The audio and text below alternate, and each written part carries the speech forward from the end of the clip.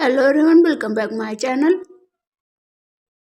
अगर आप यूपीपीएससी की तैयारी शुरू करना चाहते हो लेकिन आपके दिमाग में कंफ्यूजन है, कहाँ से स्टार्ट करें, कौन सी बुक पढ़ें, कितना टाइम लगेगा और क्या हम जैसे लोग पीसीएस क्रैक कर सकते हैं, तो आज की ये वीडियो आपकी सारी कंफ्यूजन खत्म कर देगी। मैं आपको यूपीपीएससी की स्ट्रेटजी जीरो लेवल से बिल्कुल सीधी और प्रैक्टिकल लैंग्वेज में समझाऊंगी।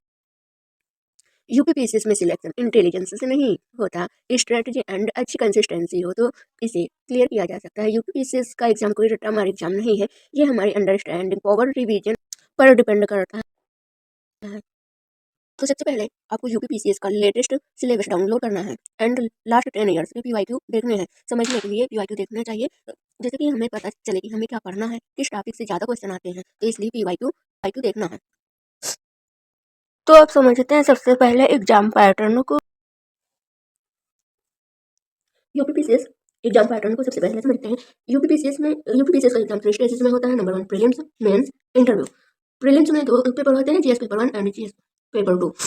जीएस पेपर 1 150 क्वेश्चन होते हैं, 200 मार्क्स का होता है एंड इसके लिए जो 2 घंटे का समय निर्धारित है एंड 1/3 की नेगेटिव मार्किंग होती है। जीएस पेपर 1 में history, geography, polity, economy, science and current affairs से क्वेश्चन पूछे जाते हैं।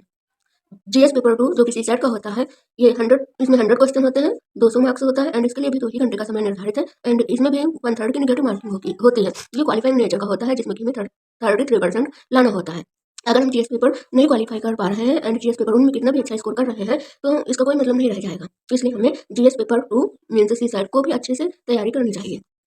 प्रीलिम्स एग्जाम जो होता है वो स्क्रीनिंग एग्जाम होता है, सिर्फ क्वालिफाई करना होता है, इसके मार्क्स ऐड नहीं होते हैं फाइनल मेरिट में।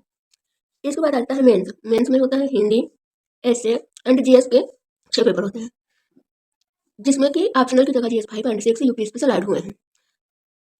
तो इसलिए हमेशा हमें यूपीपीसीएस प्रीलिम्स के साथ ही मेंस की तैयारी करनी चाहिए। तो कैसे सिलेक्शन यहीं से होता है। मेंस जो होता है वो हमारी राइटिंग एंड नॉलेज का टेस्ट होता है कि हमारी कितनी अच्छी नॉलेज है एंड किस प्रकार से उस नॉलेज को हम अपनी लैंग्वेज में लिख सकते हैं। इसके बाद आता है इंटरव्यू। ये भी 100 मार्क्स का होता है, ये पर्सनालिटी टेस्ट होता है, इसमें हमारा कॉन्फिडेंस एंड क्लैरिटी देखी जाती है।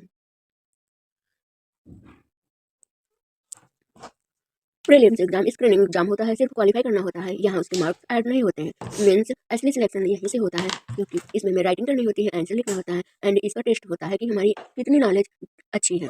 ये एक प्रकार से राइटिंग नॉलेज का टेस्ट होता है। Mains and interview personality test, इसमें हम देखा जाता है कि कौन से एस्पिरेंट के अंदर कितना कॉन्फिडेंस एंड कितनी क्लैरिटी होती है। इसलिए तैयारी हमेशा मेंस को ध्यान में रखकर ही करना चाहिए। अगर आप बिल्कुल बेघर हो तो सीधा स्टैंडर्ड बुक उठाने से पहले आपको एनसीईआरटी जरूर पढ़ लेनी चाहिए। एनसीईआरटी में भी आपको हिस्ट्री हिस्ट्री तो जरूर पढ़नी चाहिए एंड अगर आपके पास टाइम है एंड आप अच्छे से मैनेज कर ले जा रहे हैं तो आपको ज्योग्राफी, पॉलिटी, इकोनॉमिक, साइंस आदि की भी एनसीईआरटी पढ़ लेनी चाहिए। अगर आप वर्किंग हैं या आपको टाइम कम मिल पा रहा है तो आप ज्योग्राफी की 11th 12th की एनसीईआरटी भी पढ़ सकते हैं। पॉलिटी आप स्किप कर सकते हैं, इकोनॉमी भी आप स्किप कर सकते हैं, साइंस की 9th एंड 10th की आप पढ़ सकते हैं। एनसीईआरटी से क्या होता है कि इससे हमारा एक अच्छा सा बेस बनता है एंड कॉन्सेप्ट क्लियर होते हैं, कंफ्यूजन कम होता है। इसलिए अगर आप मैनेज कर पा रहे हैं तो ये सारी एनसीईआरटी अपना फाउंडेशन अच्छे से स्ट्रॉन्ग करने के लिए 1 महीने के अंदर अच्छे से आप पढ़ डालें। इसके बाद आप स्टैंडर्ड बुक फॉलो करें। यूपीपीएससी में जितनी कम बुक्स होंगी उतना ज़्यादा अच्छा रहेगा और उन्हीं को बार बार पढ़ने से, मल्टीपल टाइम पढ़ने से उनका रिवीजन भी अच्छे से चलता रहता है।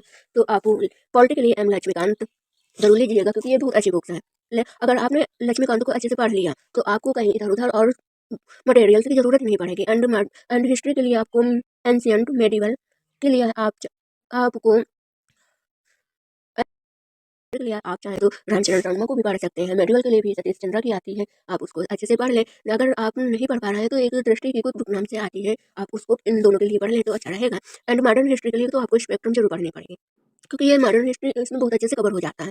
एंड ज्योग्राफी के लिए भी 11th 12th की एनसीईआरटी बेस्ट है एंड मेंस के अकॉर्डिंग आप चाहें तो माजिद हुसैन सर की इंडियन एंड वर्ल्ड की आती है, आप उसको ले सकते हैं एंड सीजी लियोंग की भी बुक अच्छी होती है, आप उसको फॉलो कर सकते हैं। एंड इकोनॉमिक्स के लिए अगर आप एनसीईआरटी पढ़े हैं तो अच्छा है, इसके साथ ही आप करंट अफेयर्स पढ़ते रहेंगे तो आपका इकोनॉमिक्स अच्छे से कवर हो जाएगा। अगर एनसीईआरटी आप नहीं पढ़ रहे हैं तो लूसेंट से इकोनॉमी या फिर आप परीक्षा वाणी की बुक से इकोनॉमी कवर कर सकते हैं। इन्वायरमेंट के लिए आप परीक्षा वाणी की बुक एंड करंट अफेयर्स से आप अपडेट होते रहेंगे। एक सब्जेक्ट एक ही बुक से पढ़ें एंड जब वो बुक खत्म हो जाए इसके बाद ही कोई दूसरी बुक्स उठाएं। यूपीपीसीएस में करंट अफेयर्स का इंपॉर्टेंट रोल होता है, इसके बिना एग्जाम नहीं क्लियर हो सकता, क्योंकि इसका बहुत ज़्यादा वेटेज होता है एंड पर ईयर इसके क्वेश्चन बढ़ते ही जा रहे हैं।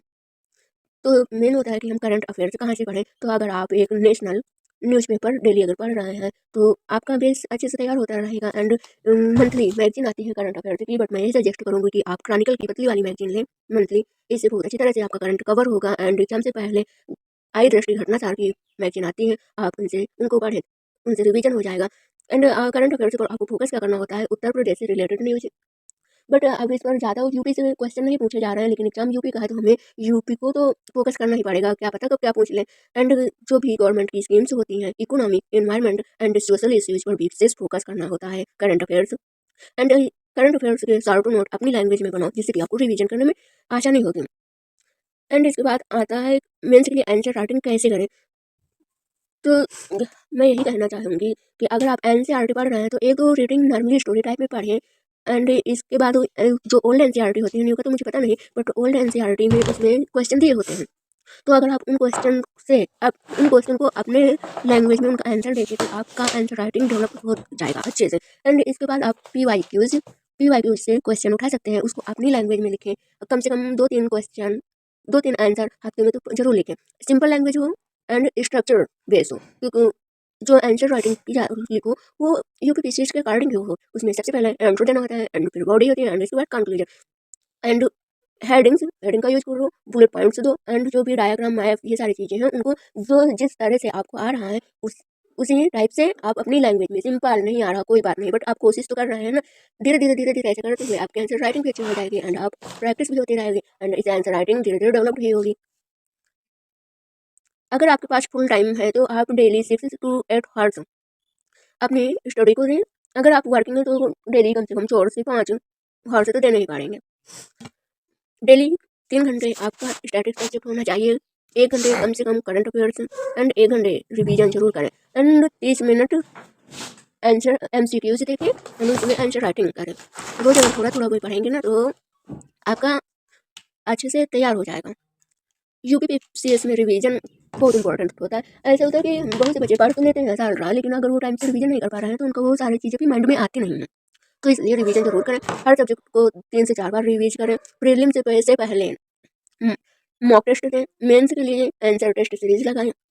जो रिवाइज नहीं हो करता वो भूल जाता है, एंड एग्जाम टाइम में तो पक्का है भूल ही जाना होता है।